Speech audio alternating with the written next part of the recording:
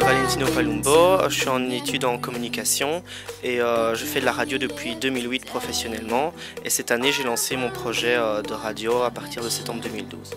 Le projet radio, c'était avant tout pour rassembler des jeunes qui créent, qui ont envie donc de faire partager leur passion via des chroniques donc différentes et thématiques. Par exemple, on a des chroniqueurs cinéma, musicaux, mode, également sur la culture et tout ça. Et donc le but c'était de tous les réunir dans une émission qui se veut à la fois donc divertissante, musicale, mais aussi d'actualité, donc d'information.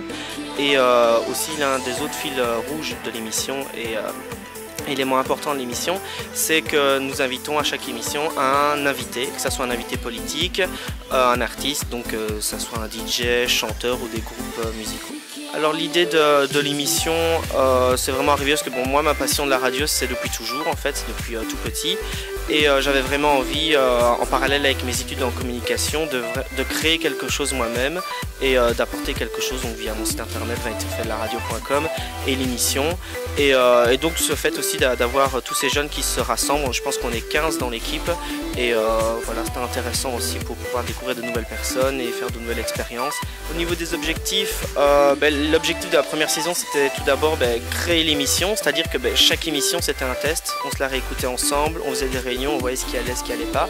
Je pense qu'au bout des 11 émissions qu'on a fait de cette première saison, on a enfin vu où on voulait aller, ce qui fonctionnait, ce qui fonctionnait pas. Des paroles aux actes, retrouvons Valentino et toute son équipe en studio. C'était à l'instant, Stromae avec son single formidable dans Valentino fait de la radio. Si comme Valentino tu es passionné de radio, voici quelques conseils qu'il te prodigue.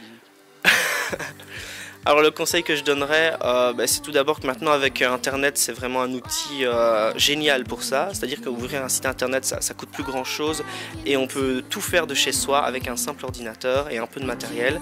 Donc c'est vraiment de se lancer. Au début, c'est vrai que parfois on fait des erreurs, mais c'est toujours persévérer et au final, ça commence à porter ses fruits. On a eu par exemple plusieurs personnes qui sont intéressées au projet cette année, que ce soit des journalistes et même des gens d'extérieur qui viennent. On a été acceptés sur une radio en FM. Donc voilà, il faut y croire jusqu'au bout, même quand c'est dur, on y arrive.